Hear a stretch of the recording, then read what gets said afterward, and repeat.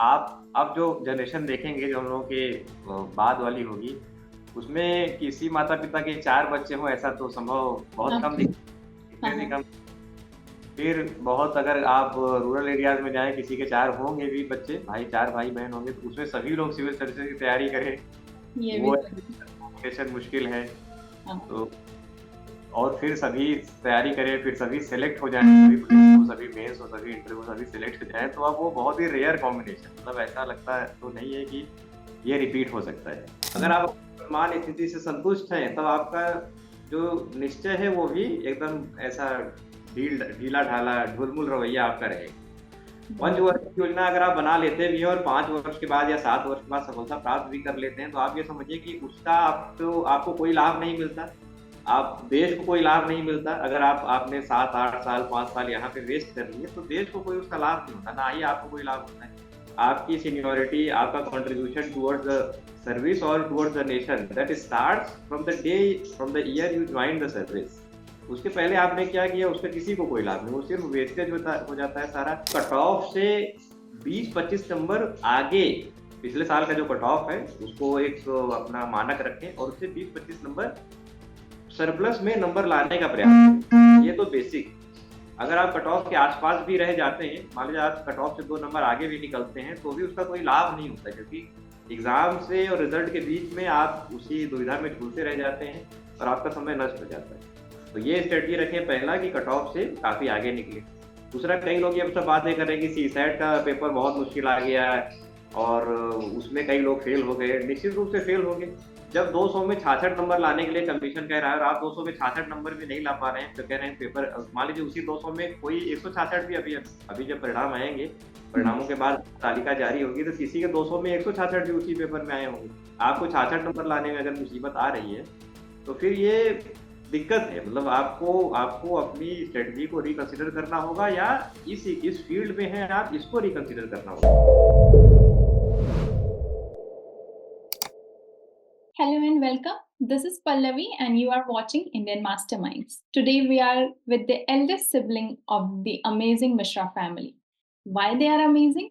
Because while in many families there might be no civil servant in generations, here not one or two, but all the four siblings cleared the exam and became IAS and IPS officers. However, the path towards success paved only after the eldest one, Mr. Yogesh Mishra, cracked the exam in his only attempt and then became the guiding force for his three brothers and sisters. Now the officer is mentoring other students and assuring their success in this exam. Please welcome Mr. Mishra, Deputy Director, Defense Ministry. Welcome, sir.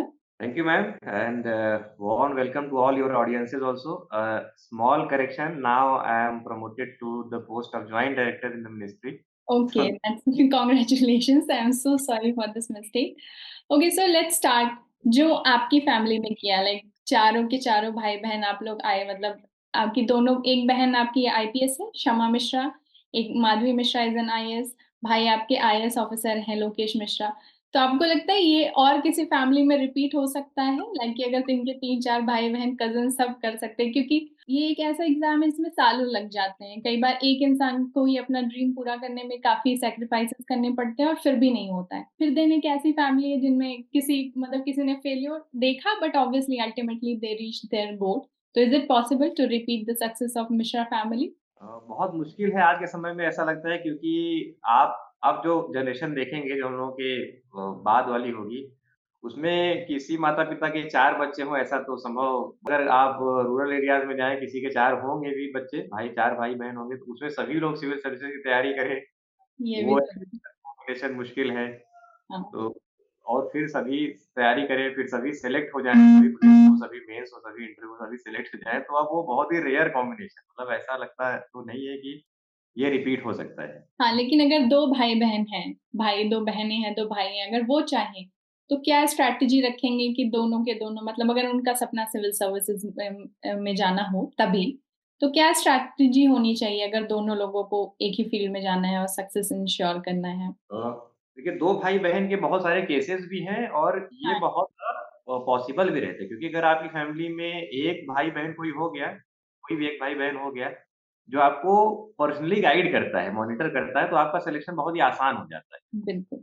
इसमें किसी का भाई या बहन होने से आप भी जानती होंगी, आप बहुत सालों से इस फील्ड में हैं, किसी के भाई या बहन होने से कुछ फ़र्क नहीं पड़ता है। हाँ, ये सब बिल्कुल। कैंडिडेट को अपना-अपना एग्ज़ाम देना होता है। भाई-बहन होने से यही फ़र्क पड़ता है कि आपको एक अच्छा क्लोज़ मॉनिटरिंग और गाइडेंस, मेंटरिंग अपने घर में मिल जाता है। जैसे हम लोग तो दिल्ली में हैं, आप यहाँ पे देखें कि हर कोई ही मेंटर बन चुका है, हर कोई जो पता नहीं कहाँ से मेंटर, क्योंकि एक अनरेगुलेटेड फील्ड है तो बहुत सारे लोग उसमें मेंटर निकल आए हैं। लेकिन अगर आपका भाई या बहन इस सिविल सर्विस में आ चुका है, सेलेक्ट हो चुका है, तो हुँ। आप उन पे 100% भरोसा कर सकते हैं। वो आपको सही रास्ता दिखाएँगे, आप उसको मेहनत के द्वारा रिज़ल्ट में कन्वर्ट कर सकते हैं। तो अगर मैं गलत नहीं हूँ, तो शायद सिविल सर्विसेज़ में जाना आपकी बहनों का सपना था। आप लोग इंजीनियरिंग कर रहे थे, आप और लोकेश सर। तो ये कैसे संभव हुआ कि इंजीनियरिंग और मतलब जॉब छोड़ के आप लोग भी उनके पाथ पे आ गए? वो वाली स्टोरी थोड़ा-सा शेयर कीजिए। मैंने दोनों हमारी बहनों ने तैयारी स्टार्ट किया और वो 3-3 4-4 साल उनको तैयारी करते हुए भी हो गया और नतीजा ये निकला कि उनका 3-4 अटेम्प्ट में प्रीलिम्स में भी क्वालीफाई नहीं हुआ एक बार भी। मतलब 3-4 अटेम्प्ट उन्होंने प्रीलिम्स दिया और उनका उसमें भी नहीं हुआ। हुँ, तब एक बार मैं आया था राखी के दिन पे तो मैंने देखा कि ये सब बड़ा उदास है, बड़ा निराशा का माहौल है यहाँ ओल्ड राजेंद्र नगर में वो सब रहते थे। तब मैंने ये निर्णय लिया कि हमको ये छोड़ना होगा। दूसरा हम बीटेक थे, हमारे छोटे भाई भी बीटेक थे। बीटेक वालों की ये बड़ी ख़ासियत रहती है कि कोई भी काम अगर उन्होंने अपने हाथ में लिया है, तो उसका जब तक रिज़ल्ट नहीं आता तब तक वो हट नहीं सकते वहाँ से। तो हमने फिर ये काम हमने सोचा कि अब जब जब बीटेक की ये खूबी है तो हमने वो काम अपने हाथ में लिया। पहले प्रयास में ही रिज़ल्ट तक ले आए उसको, अंतिम सफलता तक पहुँचे। उसके बाद धीरे-धीरे आने वाले सालों में छोटी बहनें और जो छोटे भाई थे, वो सभी लोग सफलता प्राप्त किया उन्होंने। तो सर आपने 2014 में क्वालीफाई किया था और शायद आपके पास एक ही अटेम्प्ट था या आपने एक ही अटेम्प्ट दिया? मेरे पास एक ही अटेम्प्ट था तो legally, my first and last attempt. तो वही यही मैं जानना चाहती हूँ कि बहुत सारे लोग ऐसे तो बहुत जो सीनियर्स हैं वो बोलते हैं कि लोगों ने यूपीएससी, सीएससी को एक पंचवर्षीय योजना बना रखी है कि 5 साल कम से कम तो 2 साल लगते हैं उसको उसके सिलेबस को करने में और एक अटेम्प्ट में हो जाता है तो बहुत अच्छी बात है बट जिसके पास सिर्फ एक ही अटेम्प्ट हो लाइक उनके पास दूसरा चांस ही नहीं है, तो आपके पास भी ऐसा था तब आप मतलब कैसे आपके अंदर ये दृढ़ निश्चय था कि नहीं ये एक अटेम्प्ट में मैं कर लूँगा? देखिए, दृढ़ निश्चय का कारण ये रहता है कि जो अगर आप अपनी वर्तमान स्थिति से असंतुष्ट हैं, तब आपका जो निश्चय होगा वो निश्चित रूप से दृढ़ ही होगा। अगर हुँ, आप वर्तमान स्थिति से संतुष्ट हैं, तब आपका जो निश्चय है वो भी एकदम ऐसा ढीला-ढाला, ढुलमुल रवैया आपका रहेगा। हुँ, पंचवर्षीय योजना अगर आप बना लेते भी हैं और 5 वर्ष के बाद या 7 वर्ष के बाद सफलता प्राप्त भी कर लेते हैं, तो आप ये समझिए कि उसका आपको आपको कोई लाभ नहीं मिलता। आप देश को कोई लाभ नहीं मिलता। अगर आपने 7-8 साल, 5 साल यहाँ पे वेस्ट कर लिए, तो देश को कोई उसका लाभ नहीं होता, ना ही आपको कोई लाभ होता है। आपकी सीनियॉरिटी, आपका कंट्रीब्यूशन टुवर्ड्स द सर्विस और towards the nation that starts from the year you join the service. उसके पहले आपने क्या किया, उसका किसी को कोई लाभ नहीं, वो सिर्फ वेस्टेज हो जाता है सारा। और हाल के वर्षों में आप देखें तो टीना डाबी को देखें और भी बहुत सारे एग्ज़ाम्पल हैं जो 21-22 साल की एज में सेलेक्ट हो गए। उनका तो पहला ही अटेम्प्ट रहा होगा। बहुत ही कम उम्र उनकी रही होगी और उन्होंने जो सही तरीका अपनाया, सही स्ट्रैटेजी से तैयारी की, तो वो 1 साल में सेलेक्ट हो जाते हैं और यही हम लोगों का तरीका रहा है। वो एक अटेम्प्ट चांस की बात है और हमको एक ही चाहिए। मान लीजिए अब कोई कहता है कि ये एग्ज़ाम हो रहा है, इसमें सीटें कम आ रही हैं, पहले के मुकाबले कम हो गई, पहले 1000 आती थी, अब 800 आने लगी। हमको तो एक ही सीट चाहिए उसमें से। वो चाहे 800 हो, चाहे 700 हो, चाहे 500 हो, हमको तो एक ही सीट की दरकार है। हमको वही एक सीट चाहिए और हमको वही एक सीट लेनी है अपनी।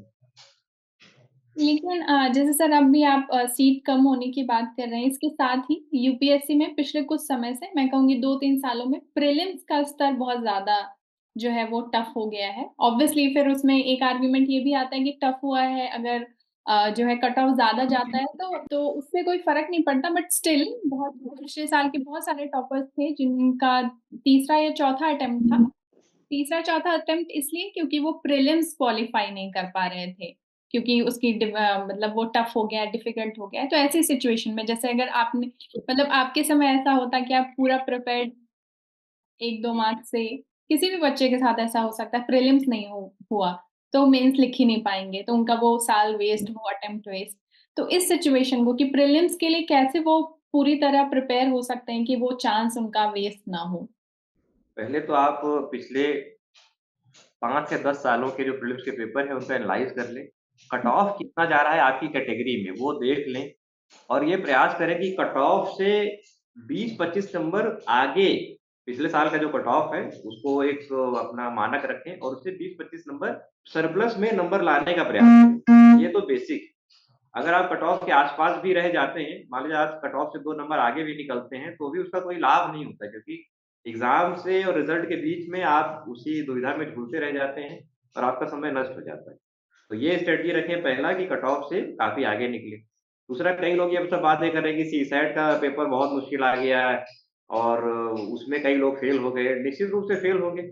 जब 200 में 66 नंबर लाने के लिए कमीशन कह रहा है और आप 200 में 66 नंबर भी नहीं ला पा रहे हैं, तो कह रहे हैं पेपर मान लीजिए उसी 200 में कोई 166 भी अभी अभी जब परिणाम आएँगे, हुँ, परिणामों के बाद तालिका जारी होगी, तो किसी के 200 में 166 भी उसी पेपर में आए होंगे। आपको 66 नंबर लाने में अगर मुसीबत आ रही है, तो फिर ये दिक्कत है। मतलब आपको आपको अपनी स्ट्रेटजी को रिकंसिडर करना होगा, या इस फील्ड में हैं आप, इसको रिकंसिडर करना होगा, या तो ये आपके लिए फील्ड ही सही नहीं। आपको कोई दूसरा फील्ड चुनना होगा, क्योंकि इस फील्ड में 200 में 66 नंबर लाना, सीसैट के लिए लोग इतनी बातें कर रहे हैं। हुँ, हुँ, पर पहले से मुश्किल था, पहले से मुश्किल रहा होगा, लेकिन वो इतना मुश्किल नहीं था कि आप 66 नंबर ना ला सकें। और लोगों ने लाए हैं और वो लोग मेंस लिख रहे हैं। जिसका नहीं आया वो नहीं आया। और प्रीलिम्स का पेपर भी देखिए मुश्किल होता जाता है, क्योंकि साल दर साल जब आप आगे बढ़ते हैं तो आपको कठिन एग्ज़ाम देना पड़ता है। बिल्कुल।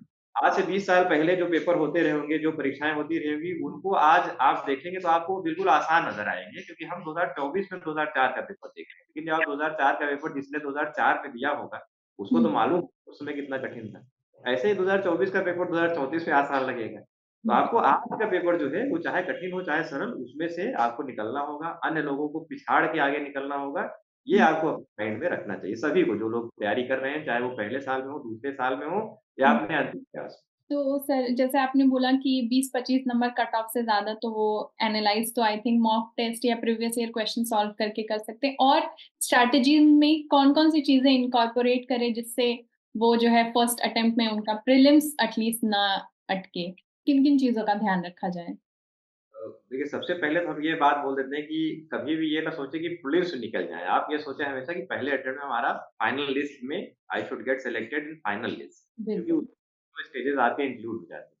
हुँ, हुँ। और बहुत सी जो स्ट्रैटेजीज़ की बातें हैं, चूँकि आपका ये वीडियो मेरे ख्याल से ओपन प्लेटफ़ॉर्म में जाएगा, हम लोग बहुत ओपनली या इस तरह से देखिए, अगर कोई भी चीज़ सभी को मालूम चल जाएगी, that that becomes a common denominator. तो हम राइट। लोग ओपनली या बहुत उसको उससे नहीं बताते। जो लोग हमारे संपर्क में हैं, जो लोग हमारे संपर्क में आते हैं और सिंसियर स्टूडेंट्स हैं, हुँ, हुँ। उनको ये सब सारी स्ट्रैटेजी बताते हैं।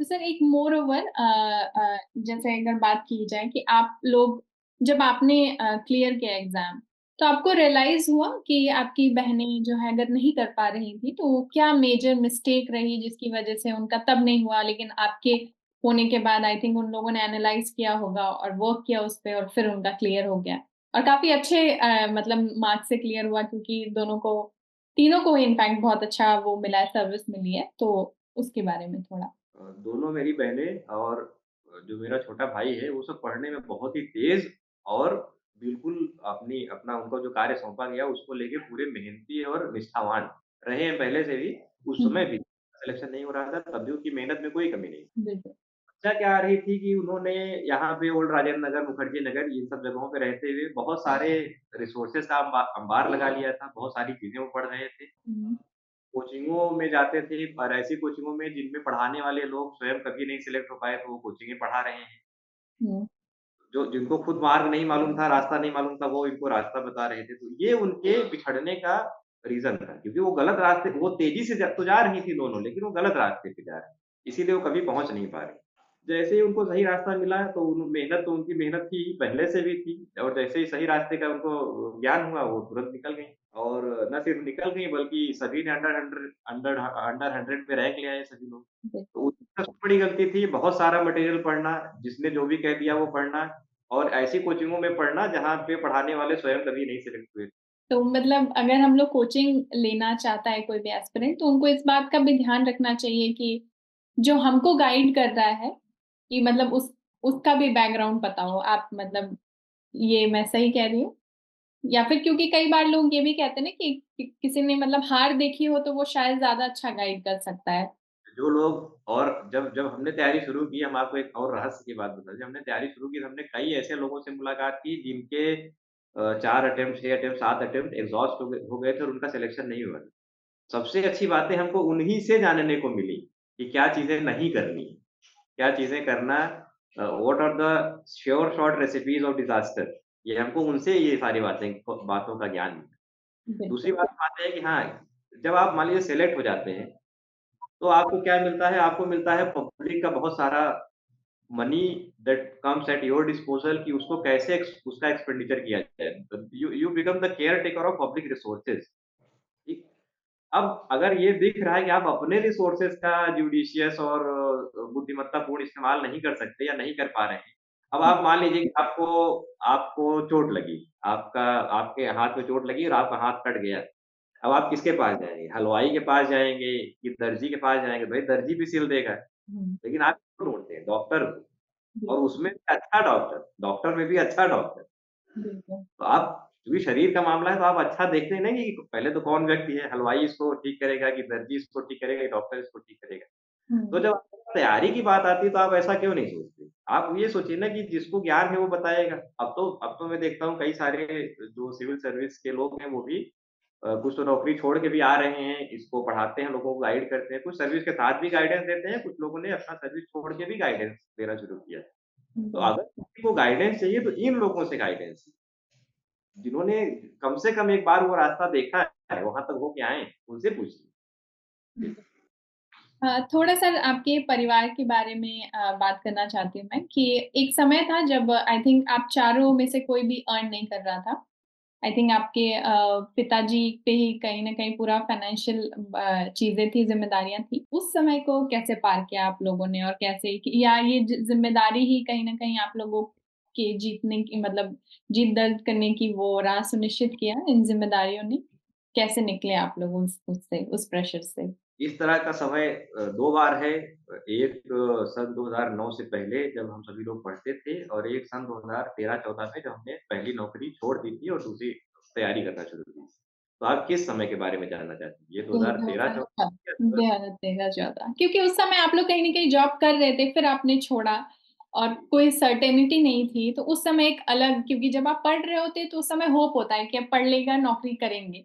लेकिन आप नौकरी करके फिर आप छोड़ के किसी एक ऐसे अनसर्टेन लाइन में जाते हैं, तो आई थिंक पेरेंट्स भी किसी न किसी तरह थोड़े एप्रीहेंसिव होते हैं कि क्या होगा, क्या नहीं होगा। तो ये सारी चीज़ें शायद एक इकट्ठा मिलके एक अलग तरीके का प्रेशर क्रिएट करती हैं, तो उसके बारे में ये बिल्कुल सही बात कहा आपने। उस समय जो दबाव था और उन्होंने 3-4 अटेम्प्ट अपने फेल्ड अटेम्प्ट पहले ही दे लिए थे और हमने नौकरी छोड़ के इसमें कदम रखा था। तो संदेह का वातावरण हर तरफ था, बहुत अधिक था। इवन कि माता-पिता का भी उतना समर्थन नहीं था कि नौकरी छोड़ के ये सब तैयारी करें। लेकिन हम भाई-बहनों में उस समय इतना प्रेम था और एक-दूसरे का उत्साहवर्धन करते थे। हुँ, आपस में कभी अगर निराशा का माहौल होता था, तो एक-दूसरे को चीयर अप करते थे। इस तरह से आगे बढ़े और पिताजी ने संसाधनों की कमी कभी आने नहीं दी या हम लोगों को महसूस नहीं होने दी। हम लोगों को कभी ये महसूस नहीं हुआ दिल्ली में रहते हुए या कहीं पे भी रहते हुए कि हुँ, संसाधनों की कमी। तो वो सब हम लोगों पे मेंटल दबाव नहीं आया कभी कि संसाधन कम है। एक ही प्रेशर था कि आपको मेहनत करना है, सही दिशा में मेहनत करना है और सबसे कम संभव समय में परिणाम लाके दिखाना है। यही हम लोगों का सिंगल पॉइंट एजेंडा रहा। ठीक है। और सर अब तो चारों के चारों अब ब्यूरोक्रेसी में हैं, तो किसी तरीके का परफॉर्मेंस प्रेशर आप चारों के बीच में रहता है कि कौन कितना अच्छा कर रहा है अपने फील्ड में या नहीं? सब अपनी-अपनी जगह ठीक है, कोई कॉम्पिटिशन नहीं है। कॉम्पिटिशन तो नहीं है क्योंकि सिविल सर्विस में भी हर व्यक्ति, हर ऑफ़िसर अलग है। मतलब वो किसी का भाई-बहन नहीं है। जो सिविल सेवा में आ गया ना तो किसी का पुत्र रह गया, ना पति रह गया, वो ना भाई रह गया, ना बहन रह गया। वो पूरी तरह देश को समर्पित हो गया। सबके अपने-अपने कार्यक्षेत्र हैं हुँ, हुँ। और हम चारों की आप बात करें तो हमारे तो जो कार्यक्षेत्र है वो भी बहुत अलग-अलग हैं। एक बहन कर्नाटका में है, मैं स्वयं दिल्ली में हूँ। हुँ, एक भाई-बहन झारखंड में है, सेम सर्विस में है, आस-पास के बैचेज़ के हैं, तो शायद उसमें ऐसा थोड़ा बहुत हो सकता है। लेकिन फिर भी हमको लगता है कि आपके अलग-अलग जिलों के वो डीएम हैं, तो आपको अलग-अलग जिलों में अपना कार्य करने का अवसर रहता है।